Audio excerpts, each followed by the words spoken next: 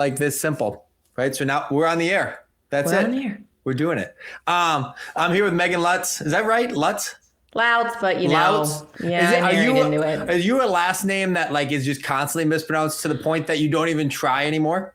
Most of the people I work with are just like, yeah, and this is Megan, They don't even try it. Yeah, see, I'm the same thing. I'm Ricks. Technically, it's Ricks, but yeah, Rikes.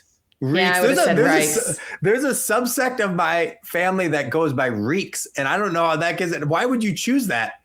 But it doesn't look phonetically that it should be Reeks, and also, who wants that? No, nobody wants that. I mean, nobody. Maybe if you were like a trash man or something, like you own dumpsters, it could work. I mean, I think that someone that sees me from a distance might think I am a trash man. Yeah, but, that's true. Yeah. But anyway, so Megan is an award-winning registered dietitian. She's a strength coach, and she's the founder of RescueRD. She is a repeat guest on the show. She was back on episode 20. And so I appreciate her coming back to give her insight, and we'll get on with it. Welcome back. Thanks for having me back. I'm excited to be here. For sure. So let's get the update. I talked to you almost a year and a half ago. Yeah. A lot of things. I keep a passive eye on LinkedIn and Instagram and all that stuff. Very busy human being you seem to be. I'm very tired. I'm so tired. Yeah. What's going on? Let's see. What have I done in the past year and a half? I left my job at Fairfax to jump into RescueRD full time. So I'm now doing full time consulting to departments across the country. So building out kind of like an agency and hoping to make jobs for dietitians, but also train them to work with first responders in a way that really works for first responders. I got a contract with the Baltimore Orioles. So now I do baseball, Go Sports. Super cool. Yeah. So their MLB team, I'll be headed there this afternoon. And I wrote a book. Just that? just a couple like really light life changes. Yeah. Super fun. So let's start with the book. What's the book? I don't know about is this the cookbook that we're talking about? Yeah. Okay. So I have the free cookbook on my website. So at rescuerd.com, firefighters can get a book that's, $5 to $6 a head. At least when I initially calculated it, it's probably slightly different. Shifts of 6, 10, and 14, half a pound of protein per person. So really trying to make it easier for people to cook on shift, like healthier, higher protein, higher fiber meals. Mm-hmm. And that's free. But then I put in a proposal to Fire Engineering to do this as like a beefed up, not just the recipe book, like 70 recipes instead of 13. But it's also going to have everything I know about firefighter nutrition, taking the evidence, but putting it in firefighter language and making it really applicable so that firefighters can make quick changes. So that will be fueling fire. And I think, don't quote me on it, but I'm pretty sure we're trying to get it by like Black Friday, if not New Year's, because that's like a really good time to launch a cookbook. Yeah, especially in the health space, right? Everyone wants to be healthy for the new year, right? Yes. And hopefully we can avoid some fads and it's specific to the job. That's the thing. Like there's no job specific stuff that comes out. We have this cookbook at my fire station, which we've never cooked out of. Of course. But it's like, Firefighter Bill's Guide to Chili or something like that. And it's like this humongously fat guy. And he's like, and you're like, oh, I don't know if we've never cooked out of it because it's like, this looks like it'll kill you. So It'll be nice to have an option where, it's built for us, but also not going to kill you. So, well, it's funny that you say that because for the book, like when you're putting in the proposal to Fire Engineering, you're supposed to say like, what are the competitors on the market? And when you look at the competitors on the market, it's either that, like just like Firehouse Cooking. And it's like, how much fat can you stuff into this bacon wrap meatloaf that we're going to put in the smoker or vegan? Okay. And I'm just like, okay. Yeah. Polar because opposites. Yeah. there's literally no in between, which is, it's no wonder that you guys fall into this black or white mindset because everything, there is nothing in the middle. You guys do such extremes. Well, and that is really one of the keys of the fire service is that you have to realize that everyone's like an extremist in the weirdest way. Like I'm going to say you're a generic firefighter guy and you're like, I'm going to go on a diet. There's no I'll just cut a couple hundred calories out of the day and we'll do this over the next, 8 months or something. It's like, no, I'm going to now eat 1,200 calories a day and work out twice a day. And then I'm going to lose 4 pounds of fat a week, or like that's the goal. It's always those people. So how much of your job is just like reining people in to like realistic timelines and goals? Yeah, that's 100% of my job. Yeah, that's exactly what it is. I've coached probably thousands of first responders at this point with my experience as the embedded dietitian. Yeah, it's always that, like, we want to, everybody else is on GLP-1s or, doing Nutrisystem, and they're losing 10 pounds in a week, and they're like, oh, it's super successful for them, or it's been successful for me, but they're not countering in that, like, they gained 20 pounds back. So was it all that successful is my question. Like, technically, no, it wasn't, because you didn't sustain it. Yeah. Is that the biggest problem with that quote unquote crash dieting is the rebound effect on the back? Or what do you see as the biggest downside to extreme, progression timelines? Like when someone loses that much weight that fast, what's the biggest problem? There's so many different problems with it. So in the moment, so I used to do bodybuilding. I don't look like it anymore. I set to do an NPC competition. I had a kid. It ruins everything. Set out to do an NPC competition before I started working with first responders. And what people don't realize is, even if you do a really slow cut, being lean sucks. Like, being too lean sucks. And any firefighters who've worked with other firefighters who do that kind of stuff will tell you that, like, the really lean guys, like, throw ladders bad. Like, they just suck on the fire ground. They do not perform as well. And a lot of times when you're in a cut or at really low levels of body fat, your energy tanks, your strength tanks. And the faster you cut, the more energy you lose, or at least the feeling of energy, if that makes sense. And y'all don't have a whole lot of energy to lose. Yeah. So it's that. And then the challenge is this job is super unpredictable. So a lot of these fad diets have very rigid rules, and you have to follow the rules. And when a firefighter commits to something 115%, they're following those rules 115%. So if Whole30 says they can only eat, like, what was it, Whole30 even tell them they can eat, broccoli and chicken, they're only eating broccoli and chicken. And then if they left it at the station and then they finally, like, they're like, screw it, I'm just going to eat a whole pizza, boom, they're back into it. So that's it. We need more flexible approaches to unpredictable jobs. Like, what works for the 9 to 5 just does not work for the first responder. There are so many other considerations, especially if you are at a busier house. How do I struggle with this, right? I'm not a very nuanced person. I'm very and this is the thing, I'm working with Ryan Provencher. And we talked about this through doing this kind of boot camp for the next 16 weeks. And this is something that I really struggle with, which is if I commit to the rules, then those are the rules. And right now, I pretty much eat chicken and rice. It's fine. I don't mind it, but it is, I'm like, I can keep these macros on a very rigorous basis if I just eat chicken and rice. This last week I was traveling, so I expanded my palate, and I still maintain my daily caloric, but my macros were all over the place. And it was a struggle for me. Like, I felt like a moral conflict. Yes. How does someone navigate that? It seems like a very kind of a simple, the easy answer is you just do it, right? But there's something in my brain that's like, even if I'm maintaining these numbers that I'm trying to maintain, if I'm not actually eating perfect health food the whole time, like, I'm somehow screwing up. How do we maintain balance in that? I think that's just like kind of the diet culture. We're just told that all bad foods are bad and we should never have them except for our one cheat day a month. I don't know. So part of this is it depends on how active you are, right? Like, if you are someone who sits on your butt all day and you need to lose weight, you're not going to have the flexibility to eat 3 Pop-Tarts a day without potentially losing some muscle, potentially, right? The big thing that when I talk about macros and calories and that kind of stuff, I don't usually like starting the conversation there for most people, but if that's what you're asking, I have people focus on 3 things when we talk about macros. Calories for weight loss or weight gain, right? Deficit versus gain. Protein to keep your muscle around, and then fiber. So fiber is an indicator to me of the quality of your diet. So if you're not eating fruits and vegetables, then your fiber is going to be garbage. Like, and a lot of the first responders who come to me, that's actually the biggest gap, is they're maybe getting 5 grams a day when I need them to get 30 to 38 grams per day. Notice how I didn't say carbs and fat.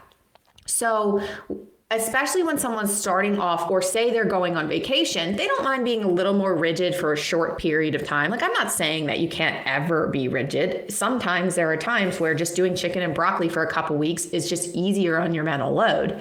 But you have that vacation week. We let the carbs and fat fluctuate because we see from a research perspective, people lose just as much fat on a high carb diet as they do a low carb diet. So it comes down to preference. And I interpret that as someone who works with people who work under predictable jobs, as some days we're doing something higher in fat, like we might have bacon or, I don't know, something like that, avocado at the station. And then the next day, we're going to do a pasta dish. It gives you guys a little bit more flexibility so you don't say screw it.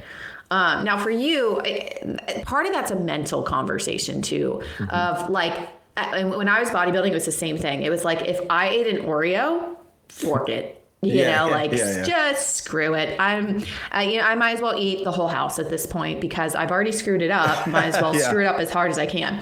So it does depend. It sounds like you did okay though. Like, I mean, you could correct me if I'm wrong, but like, as long as you can be like, I had the Oreo, it was a little over, it wasn't perfect, move on. That's the biggest thing that I've had to progress into, that I used to be much worse at, that I've gotten much better at, which is like realizing that like all is not lost. If you have a cheat meal or a cheat day or a cheat week or even a cheat month, right? It's like, hey, we can always recover. Like, it's okay. Short memory, move on. And obviously, like, the more those compress from, hey, I'm going to have a week off to I'm going to have a day off to I'm going to have a meal off. It's like, oh, I'm going to, like Ryan always preaches, and I would be interested to get your take, which is like this 80-20 principle. Like if love it. 80% of the time I can make the right choices, 20% of the time I can make the wrong choices, and I can still have a successful, nutrition in my life. And it's like, hey, it's Saturday night. I'm going to have a pizza with the family. That's totally fine. And I'm going to get back on the horse tomorrow. Right. And that's something I've struggled with historically. That is now I'm trying to adopt a little bit more. And it's hard. It's really hard because especially for people who are passionate about nutrition, it can be really hard because the textbooks are like, no, you should only have like 10% of your calories coming from saturated fat. And then you're trying to do as someone who's very like analytical, like I can get like that. But what we forget to mention is that life is about more than just perfect numbers. Like, there is something about having pizza with your kids and not say, oh, I'm so fat, I can never, tomorrow I can only have salad, because that's actually making a worse mindset for them. So food is multifactorial. And that's why some people will say like, oh, well, I'm giving first responders too much grace. But I think because you guys are so hard on yourselves, and we have to factor in sleep deprivation, stress, and trauma exposure, there has to be a level of that. So in this newfound era, and I know that you're rough and gruff, one of the reasons I love you, but it's like, in this newfound era of don't hurt anyone's feelings, don't like make anyone feel bad, how do you go about addressing someone's mismanagement of their diet and maybe not being as active as they should be, in a way that's proactive about it to try to solve the problem without necessarily shaming them? Well, I mean, and you can correct me if I'm wrong, I do a little bit of shaming. Like, I feel like first responders respond to like some jokey shame. But I think we all know the line of jokey shame into like, it's you're actually attacking someone. And I think the fire service struggles with those lines a lot of the time. But I feel like I'm actually, especially for one-on-ones, like I've been told I'm too empathetic, right? I give people too much leeway. But if you go too hard on someone right off the bat, you lose them. So you really have to listen to them, say, I hear you, repeat things back. Oh, like, you've got 4 kids and you're picking up overtime all the time in a 2-hour commute. That's really freaking hard. And I'm not just saying that, like, genuinely, that is a really hard season of life to be in. So I think with first responders, I've created a personality that kind of like blends in, but like also I can like under the surface really kind of push people in the right direction because they feel heard. I don't know if that answered the question. I think so. I think that like the biggest thing is like, everyone, whether they're fit themselves or not, knows someone that's probably even worse off than them that they would love to see do better.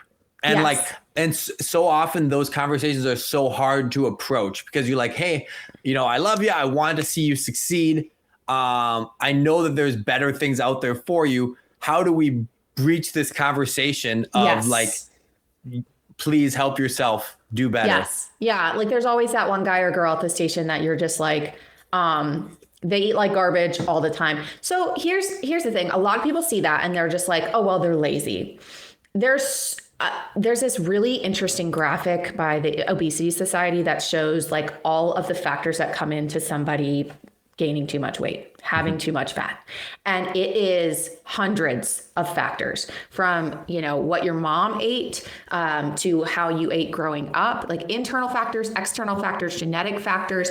And yeah, firefighters get, oh, well, it's not just about genetics. You do have to do the work 100%. Yeah. But when you grew up, so we know that, and I'm not a mental health provider, we know that first responders, a lot of them come in with adverse childhood experiences.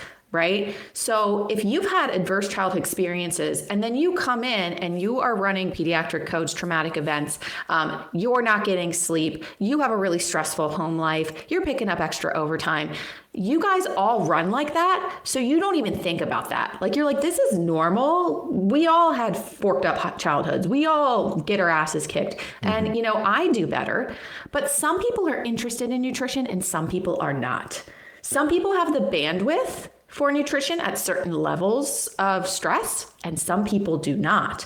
So if you are genuinely looking to improve that person, you have to like kind of think of, especially because if it's somebody on your shift and you're friends with them, you know a lot about their life. So you need to think about what are those barriers? What are the things that they are saying, or what are the things that you're observing that are those genuine barriers? Does that person skip breakfast? Maybe, screw around at the station, not really eat anything all day, and then binge everything at dinner? Then we need to encourage them to eat something for breakfast because that will, interestingly enough, reduce their portions at dinner, typically.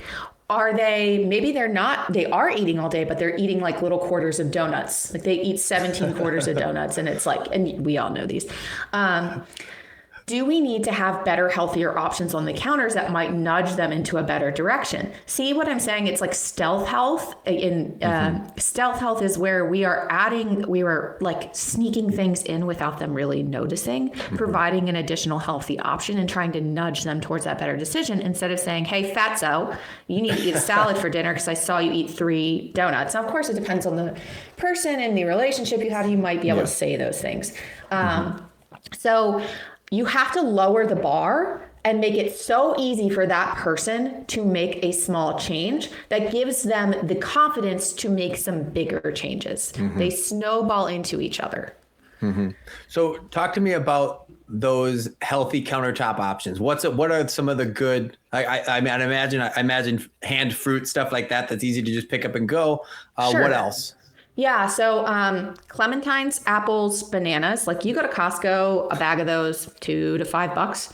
So, and a lot of places, I worked at a county where the overtime tradition was to bring in donuts. If you were working overtime, you picked up donuts. Well, the donut inflation over the past few years has been pretty insane. Like it's like $12 or more for 12 donuts now. Like, how did we get here? So if you bring in a bag of clementines, a bag of apples, you're saving money, know? Then the pushback I get with that is, well, Megan, if I bring in clementines, the guys are going to make fun of me. They're going to make fun of you. They're going to make fun of you for something. You're going to be, especially for rookies, you're going to be Clementine Boy for the first half of the day until you fork up a drill. And then you've got a different nickname that's going to stick way longer than Clementine Boy. Yeah. So fruit. Whole fruit that can sit out in the fridge, a veggie tray, a fruit tray, a whole watermelon that you cut up and leave out on the counter. So interestingly enough, Dr. Jill Joyce actually did a study on countertop options. So she received some grant funding to donate healthy options, like we said, the clementines, apples, bananas, nuts and seeds, veggie tray, and some granola bars to stations in her area. But her one rule was, if you have donuts, crap, treats on the counter, which we all know stations have counter treats, like the community brings them in droves, you have to put those behind a closed door or pantry to receive the healthier options. Closed door, not trash can. Mm-hmm. And what she found was that firefighters ate an additional pound of produce per shift when the healthy options were on the counter and the crap was behind closed doors and closed pantries. Yeah. It sounds silly, but I'm sure you know, willpower is like a finite resource, you know? So when you walk in, and a lot of you guys, one of your behaviors that you don't realize you even do is you come back from, you walk in for a lineup, you take a lap around the kitchen, see if there's a little snack, you pick up the snack. You go out, you do a workout, you come back another lap, you do a call, you do another lap. Like you just have these routines where you take a lap around the kitchen. And guess what? If something's on the counter for a lot of you guys, you're going to pick at it. Mm-hmm. So if it's behind a closed door or pantry, you don't see it, out of sight, out of mind. I will say, so first off, that's dead accurate. Yeah. Secondly, I take great pleasure in leaving unhealthy choices on the counter and then having the willpower myself to not eat them and then judging my coworkers who do. But especially you can't have both. You can't have, you can't make fun of the coworker who can't control themselves to a degree. And then also, I can and I will. I guess two things can be true. Yeah, but and the actual real life hack, which is we're really kind of I'm working against you here, unfortunately. But the real life hack is if you have a thing of donuts or treats or brownies, you take a knife and you put that in the container. Multiple magnitudes of like you could have a whole thing of donuts. And they'll sit there all day. But if you put a knife in there, they'll be gone in like an hour because everyone wants to shram it. So I'll give you a little insight to my fire department. We call it shramming it. Shramming. We had this old coworker named Ann Schramm. Oh, and this is her legacy that she has left for our fire department. Like so much so that in our fire academy, they're like, all right, you need to learn some lingo from the St. Paul streets. Shramming it means chopping a donut into multiple smaller pieces. So that, this poor lady, this is the legacy that she left behind. I love that for her. You know, it is great. You remembered. How many people come and go and don't have a legacy? She has a legacy. It just happens to be cutting donuts into smaller pieces. Yeah. I love it. Everybody does it. All right. I want to touch on something that you talked about earlier, which is the GLP-1 situation. Obviously, it's rampant. Totally. Everyone and their mother seems to be on them. Is this the wave of the future? Is this a trend that's going to die off? Is this good? Is this bad? Is there a little bit of both? What's the situation? Yeah, I think it's like you said, two things can be true. There can be downsides to these medications and concerns to these medications from a short-term and a long-term standpoint. But there's also, we know that we have a weight control issue. That's not the most politically correct way of saying it, with the fire service.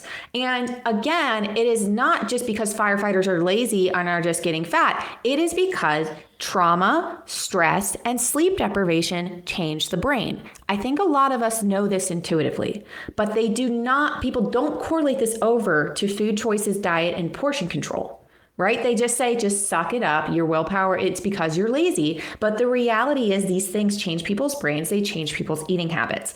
And what these medications do is they can help slow digestion, which leads to better appetite control. And for a lot of people, this is an appetite control issue, whether it's genetics or it's, like I said, sleep deprivation, trauma exposure, or high stress jobs.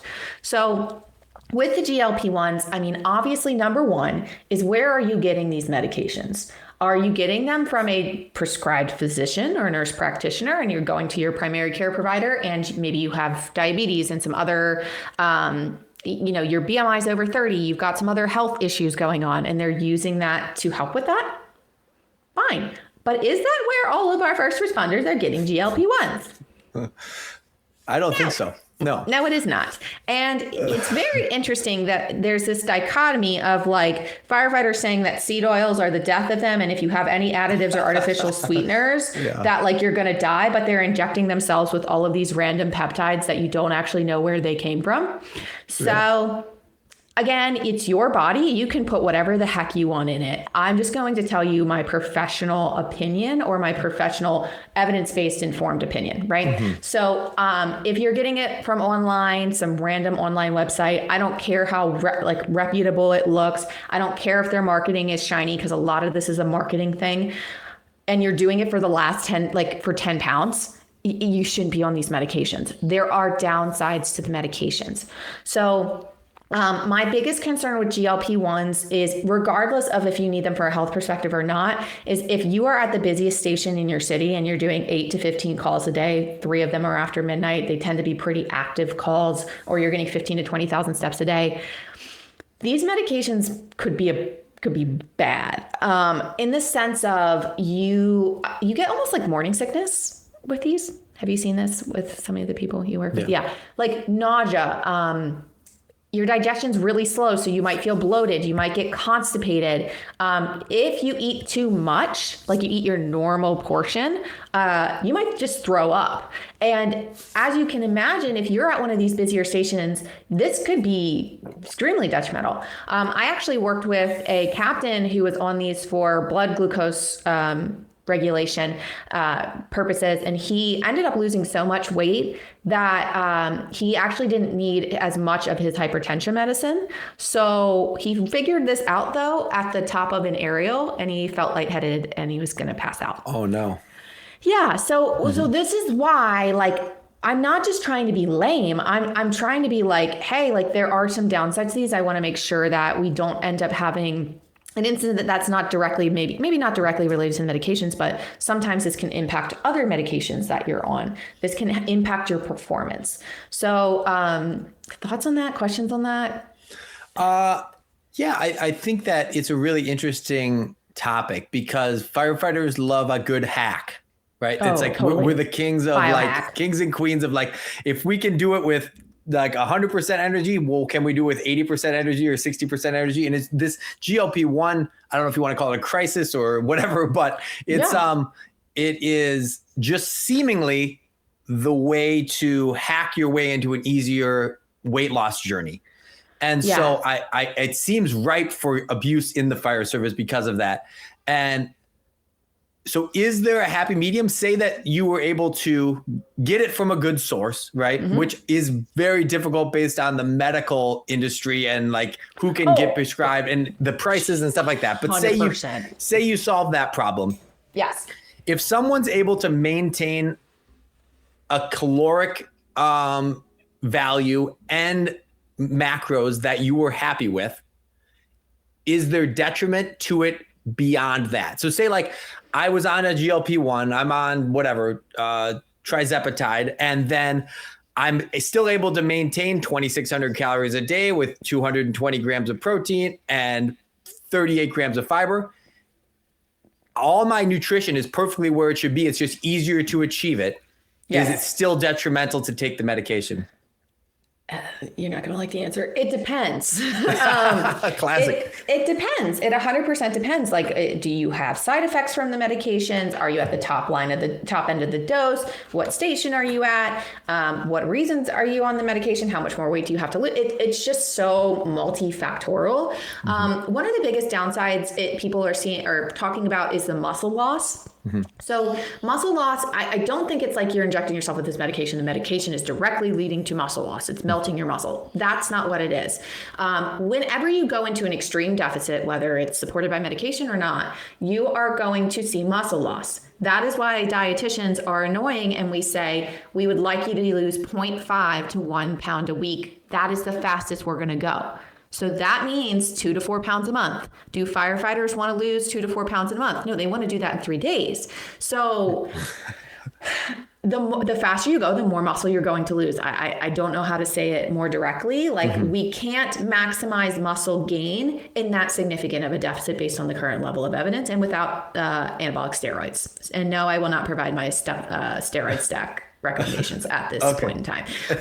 We can talk about it off air. Yeah, perfect. Thank you. Yeah. So, so the severity of the deficit matters for muscle loss. Protein intake. It is when you are nauseous, and the women who've had morning sickness kind of know, but like when you're nauseous, you don't want to eat protein. Like you just don't. Like you don't crave it. You don't want it. That's the last thing you want to eat. So most people don't get to that 260 grams of protein. They're lucky to get to 160 on these medications just because of the slower digestion, that kind of thing. And then number 3, if you're nauseous, you feel like throwing up, you're vomiting, do you think you're going to want to work out? Yeah, exactly. Yep. No. So it makes it a lot harder to get to the gym and to weight train. So all of that is a recipe for potential muscle loss. The speed of that is going to vary based off of, the severity of how little you're working out, how little protein you get in, and how big the deficit ends up being created. And it just varies dramatically person to person. So the answer actually is you probably should be working with a dietitian if you are on these medications. Now, I'm expensive. I'm just going to be upfront about it because I have a very specialized knowledge set. I work with first responders. That's all I work with. And I take a very limited number of one-on-one coaching. But that doesn't mean that you can't get a dietitian through your insurance for free or low cost. So you can go through Nourish, Nourish, or Faye Nutrition, Faye Nutrition, and they will get you a dietitian in your area. Probably look for a sports dietitian if you can.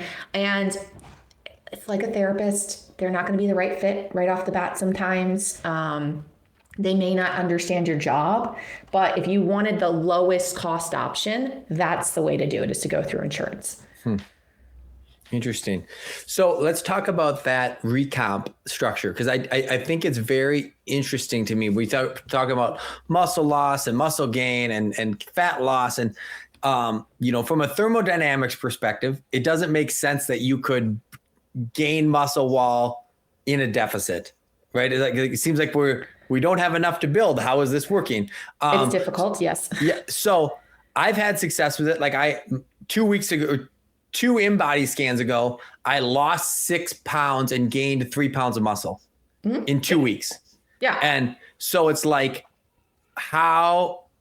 explain to me from a big brain science perspective, how on earth recomp works and how the pulling of the levers, as Ryan says, add protein here, reduce calories there, increase workload there. How does all that work to make recomp happen? Yeah, so body recomposition, for people who are unfamiliar with that term, is where you gain muscle and you lose fat at the same time, which is what everybody wants to do when they come see the dietitian, right? And when we look at the research, typically, from my understanding, they're not using in-bodies. In-bodies are not as reliable. They're pretty reliable. In-bodies are, for those who don't know, a body fat scale. They do bioelectrical impedance. So they measure the water in your muscles and in your fat, and the signal from the machine moves at a certain speed, and they use this calculation. It gives your body fat, your muscle mass, and that kind of thing.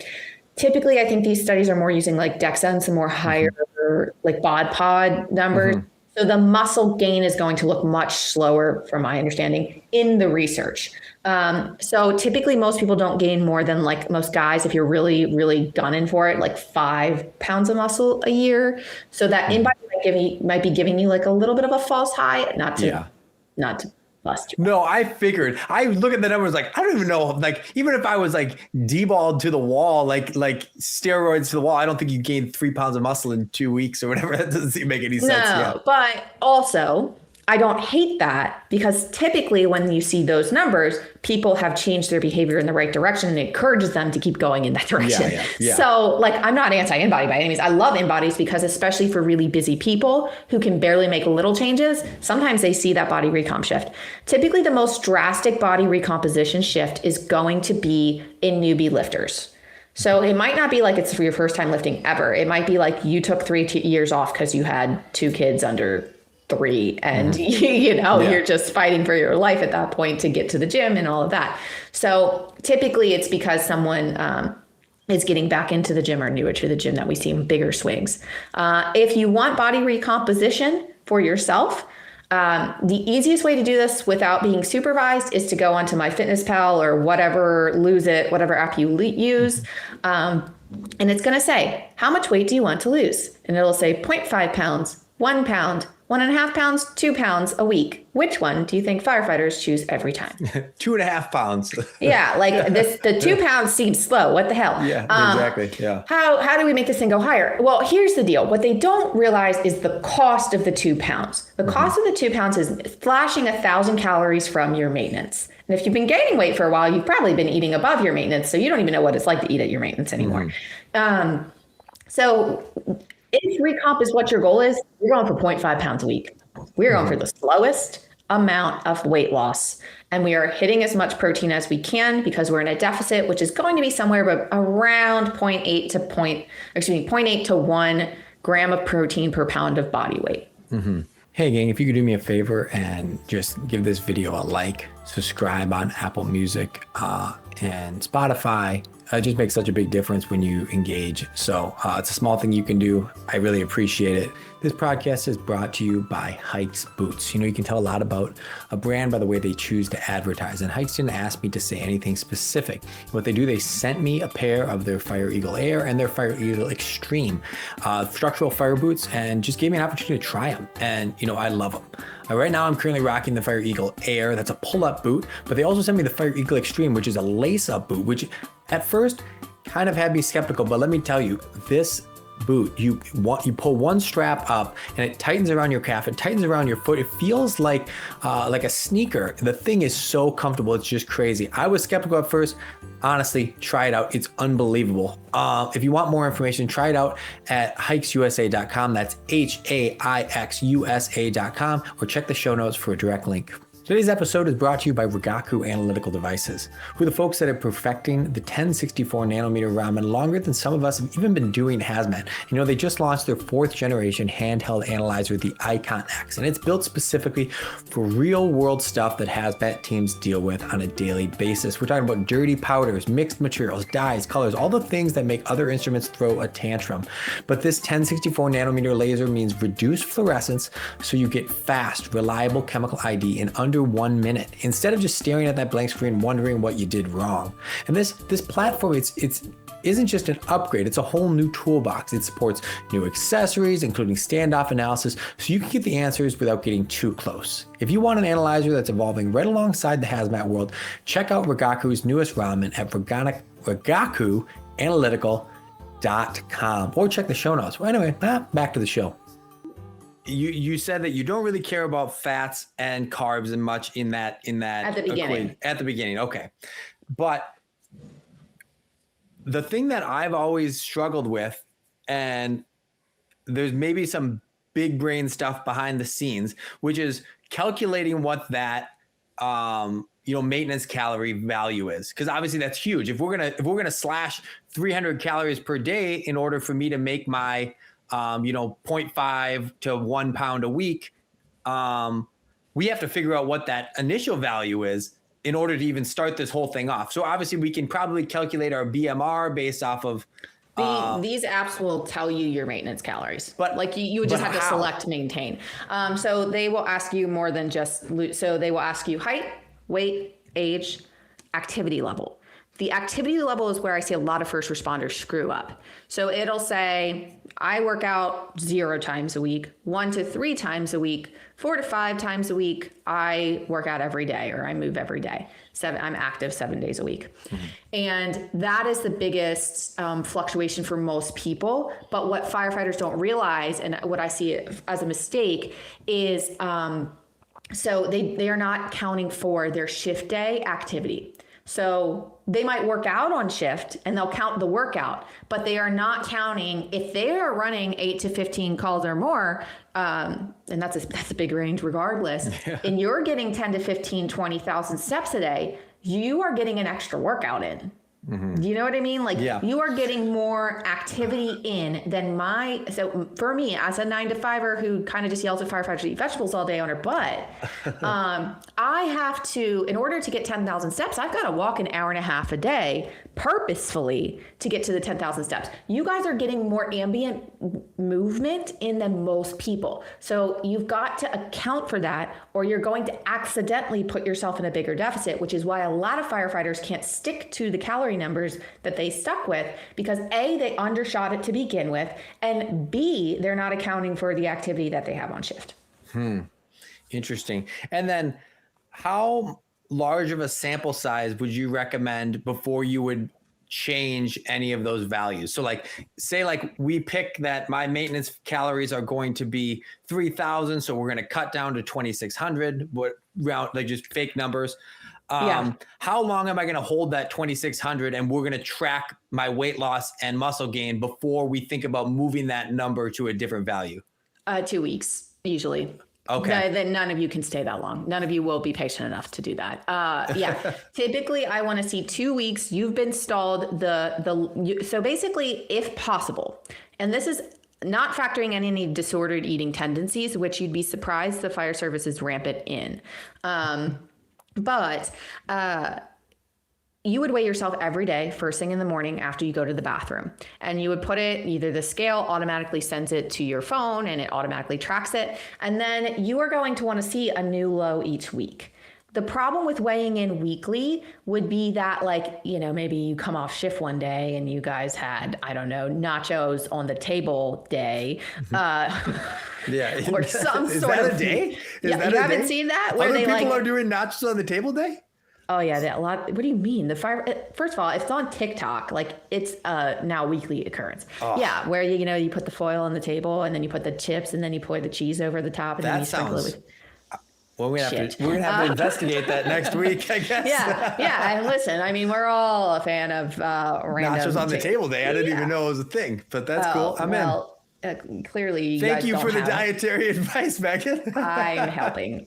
You are. Thank you so much. I do tend to make it worse before I make it better.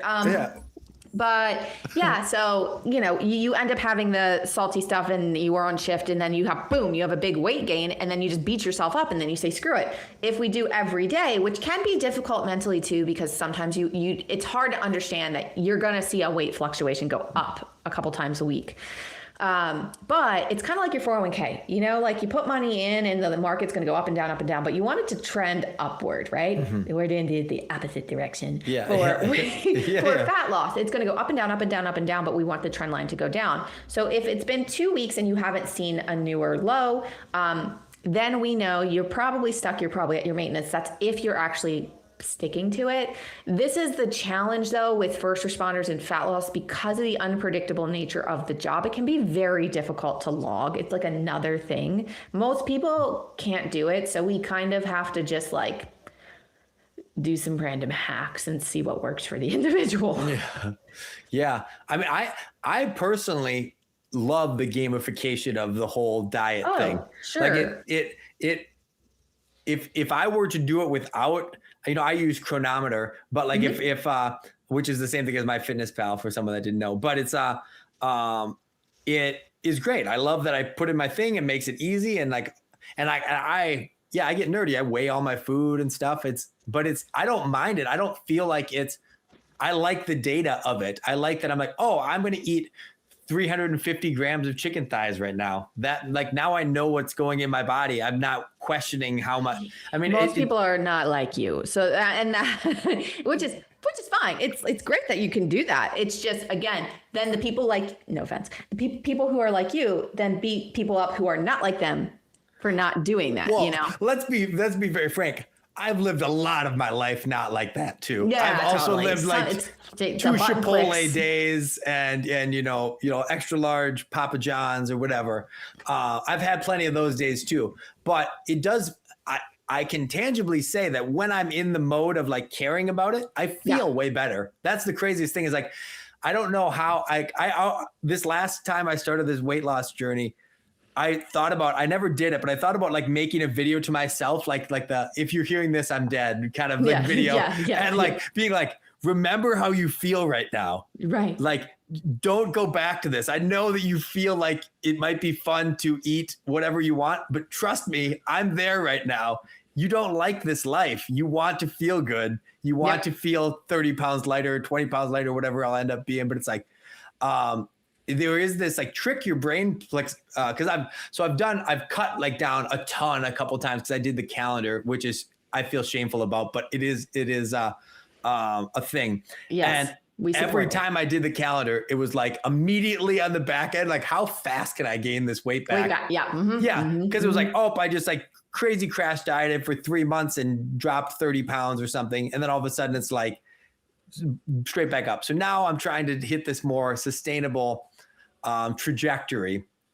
But at the same time, it is this weird trick your brain plays on you, which is that you fantasize about how great life was when you just ate everything. And then you realize that you actually felt like crap the whole time. And like, it 100%. wasn't this amazing, like, journey that you were on. And so, yeah, I wish that there was some way to like latch onto that moment and say, hey, it's not great, but and it also depends on how lean you get, because when you get lean, like if you're talking calendar level, you're probably getting to 10% body fat, potentially leaner.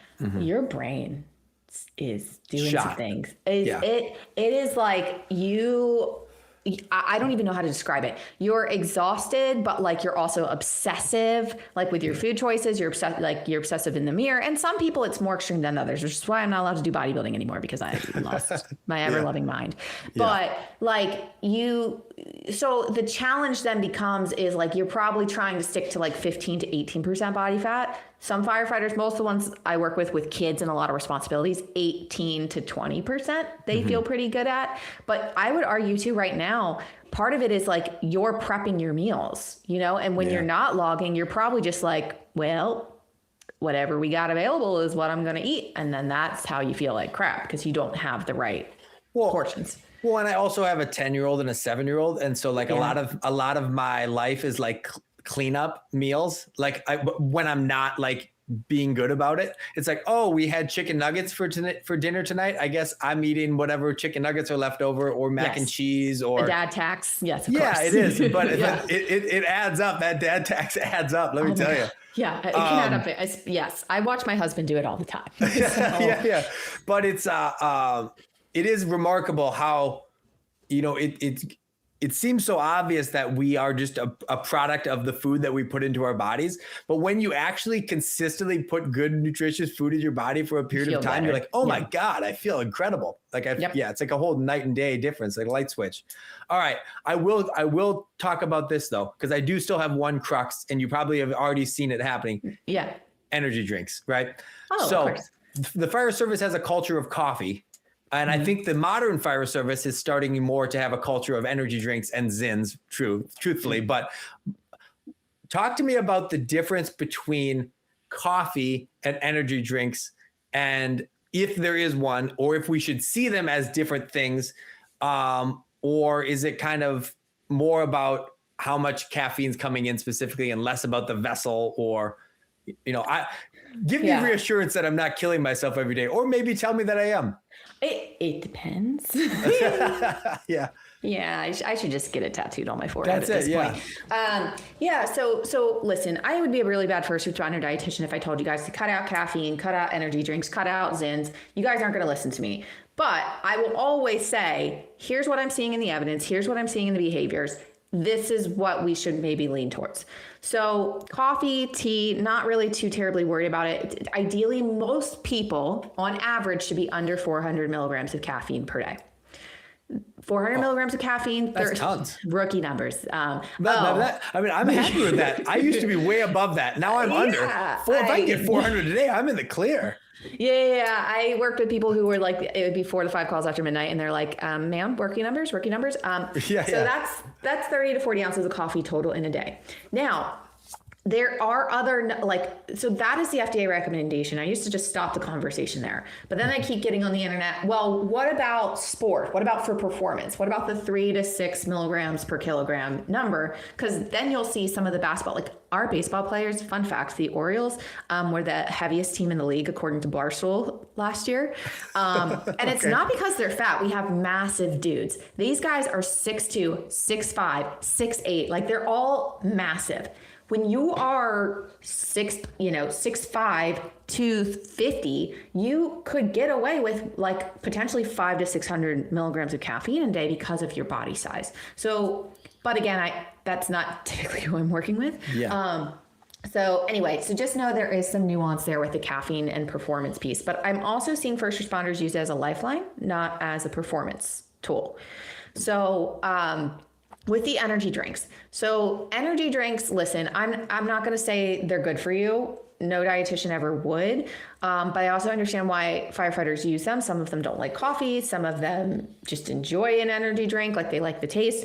The concerns are obviously the ones with sugar. So ideally we'd go for ones that are sugar-free. I am not worried about artificial sweeteners. That's a different conversation that we can talk about later. But in general, sugar-free is the goal, and ideally under 200 milligrams of caffeine, closer to 100 if we can. The ones, your bangs, your Celsius heats, your rains that are 300 milligrams or more, like you're going to get over that big number that I mentioned, 400 milligrams quickly. And higher amounts of caffeine lead to insomnia potentially, so bad sleep, which you guys usually say, well, I'm just going to sleep bad anyway, so what's the point? But again, if you can, any help you can get is what we're coming for. So insomnia, anxiety, increases in anxiety, and then increased in acid reflux. So caffeine lowers the pressure of the lower esophageal sphincter, which can lead to acid splashing back up in the throat. And sometimes this is burning sensation up in your throat and your chest. Other times it's just like your stomach kind of hurts and it feels upset. And usually it's because you drank like 3 cups of coffee on an empty stomach and then wonder why your tummy hurts. But no firefighter is ever like, this anxiety, inability to sleep, and acid reflux could never possibly be like related to my beloved energy drink. Yeah. Of course. Yeah. Like that. It's just, whatever. So that's part of the concern with energy drinks. The last one is energy drinks with gluconolactone, guronolactone, and taurine. There is some evidence that one energy drink per day with those additives could lead to increased risk for migraines, seizures, Parkinson's, endocrine disorders, and other neurological disorders. Which ones have those? Do you know?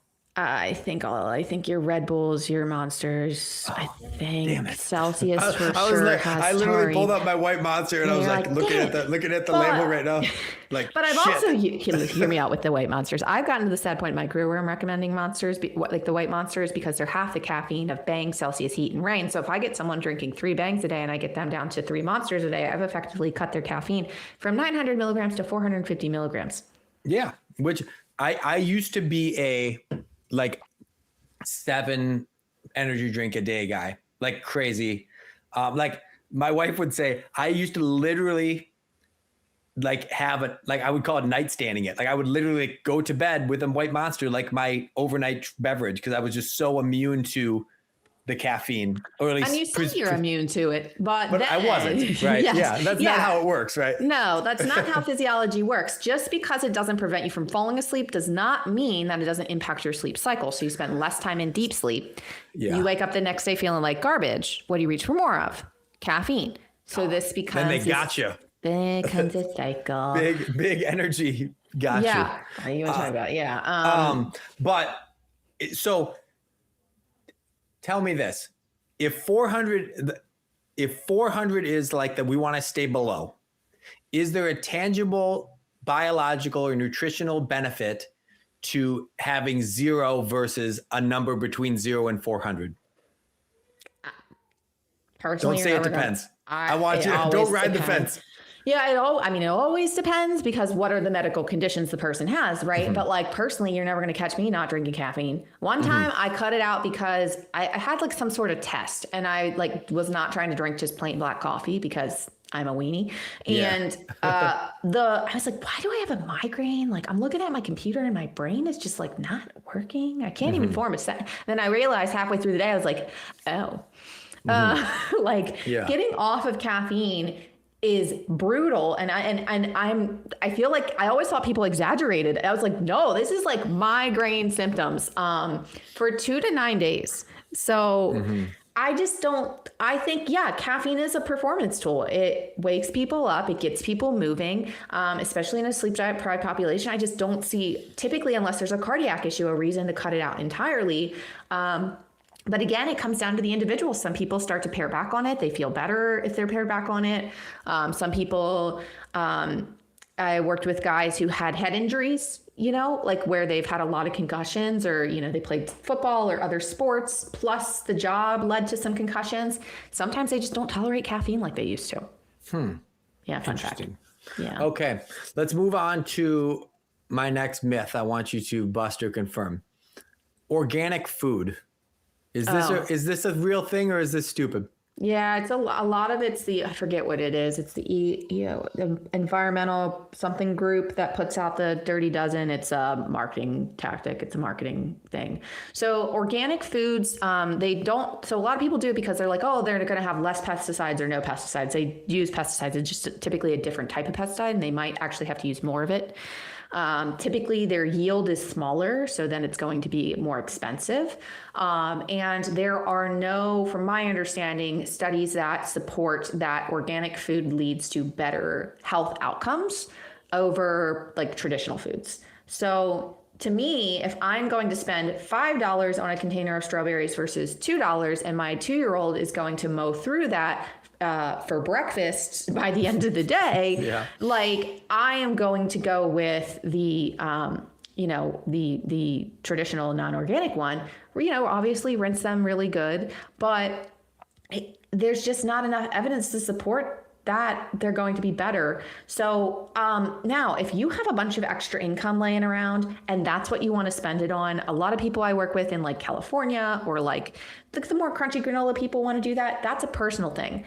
But you don't get to crap on people who finally ate their first, strawberry in the past year because it was conventional. It's a barrier because of the cost to a lot of people. I have a stupid question. Yeah. What's your favorite fruit? Oh, it depends on the day. We went way off track, but yeah, it depends on the day. I love a good apple, like I always get like Honeycrisp or Envy. I used to get the Gala ones, and they would piss me off like 75% of the year. And I was just like, I'm spending the extra money, damn it. So that doesn't taste like crap. Yeah. Yeah. Here's a fun fact about me. I didn't eat almost any fruit until I became a firefighter. Like literally they discovered that I'd never tried any fruit in my fire academy. And then like the instructors would like bring in like, it's a blackberry. And I'm like, I would eat it, and everyone would like huddle around and watch me eat. I just didn't grow up. I ate like meat and potatoes. Like that was my life. So like still to this day, I haven't eaten like tons of fruit. So I'm always interested, as you were talking about that, I was like, I wonder if she has some like, you'd be like, oh, you got to try the star fruit or some crazy. Oh, no, maybe if you asked me in my 20s, when I first started working with first responders, like I probably would have like a much more expanded palate because I had time and I was bored and I liked nutrition. Now I'm old, I'm working too much, and I have a toddler. And I am fighting for my life at all areas. Like I'm living on more frozen food. I'm living on more convenience food. But I try to make better choices when I can, right? So it's seasonality for me. Season, yeah. Okay, let's talk about, you bring up a great point. Frozen food. Is like, where is the line, and what items can I do frozen versus I shouldn't do frozen for the sake of their nutritional density?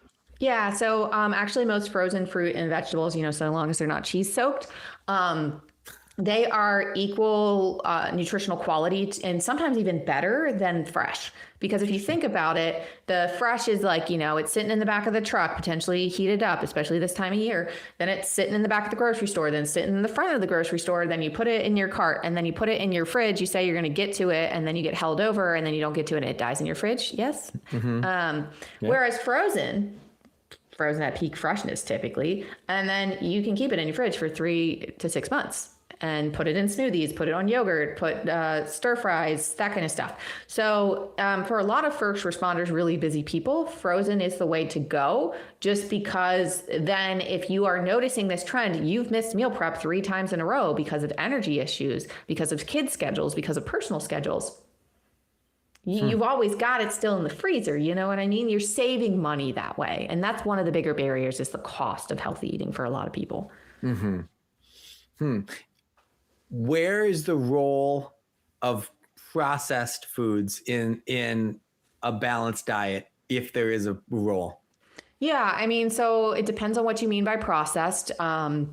Obviously like Cheese Whiz and Pop-Tarts should be really occasional, right? But I think sometimes when people see my like packaged foods, my non-perishable foods thing, they're like, the dietitian said that to eat. Like sometimes, an Uncrustable before a workout is actually exceptional pre-workouts. I mean, the Denver Broncos eat like, I think 300 per training crazy, day. Yeah. So it's like, it depends on timing, right? Some of those refined carbs, refined means they pulled some of the fiber out. It's a little bit more processed, like white breads are great pre-workout because, again, they don't slow digestion. So you digest faster, the carbs get to the muscles faster, you're able to push harder. So sometimes it's a timing thing, but then also like smoothie pouches, applesauce pouches, fruit cups in juice, tuna packets, chicken packets, all of these things are things you can keep in a snack bag on the unit you're assigned to. And then if you're stuck at a gas leak for 3 hours, you've got a backup. So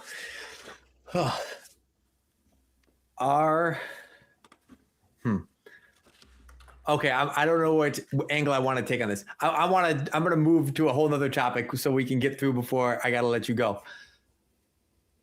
If 1 gram of protein per body weight, pound of body weight is good, is there an upper limit to that? Well, at what point, if I have too much protein, then what happens? You're not going to have kidney issues or anything necessarily. Sometimes it's cost. Sometimes it's gas. You guys have really bad protein farts. But then typically from a performance perspective, if you are trying to work out, you're doing that fitness challenge. Even our baseball players, like pro baseball players, like they're very scared of carbs, surprisingly.